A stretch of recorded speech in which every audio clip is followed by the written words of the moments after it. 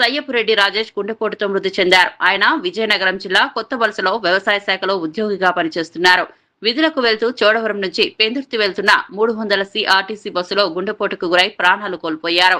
Driver, conductor సహాయం చేసినా ఫలితం లేకుండా పోయింది.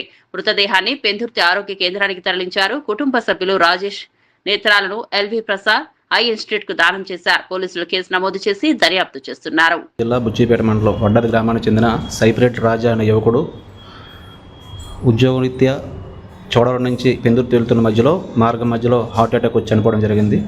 వారి యొక్క తండ్రి యొక్క ఆదేశాల మేరకు ఎల్వి ప్రసాద్ హాస్పిటల్ మరియు సాయి హెల్పింగ్ ఆర్ట్స్ వారి సహకారంతో వారి యొక్క కళ్ళుని నలుగురికి ఉపయోగపడాలనే ఉద్దేశంతో దానం చేయడం జరుగుతుంది. ఈ యొక్క మంచి కార్యక్రమానికి వాళ్ళ తల్లిదండ్రులు ఒప్పుకొని వాళ్ళు సహకరించినందుకు ఈ సమాజానికి నలుగురికి ఉపయోగపడేలాగా దానం చేయడానికి తన కళ్ళు ఉపయోగపడదనే ఉద్దేశం మీద దానం చేయడం జరుగుతుంది. వారికి ప్రగాఢ సానుభూతి తెలియపరుస్తూ రాజానియ ఒక అమ్మ హెల్పింగ్ ఆర్ట్స్ టీంలో ఒక టీం మెంబర్గా ఉంటూ ఒక ఎన్జిఓగా ఎంతోమందికి సర్వీస్ అందించడం జరిగింది.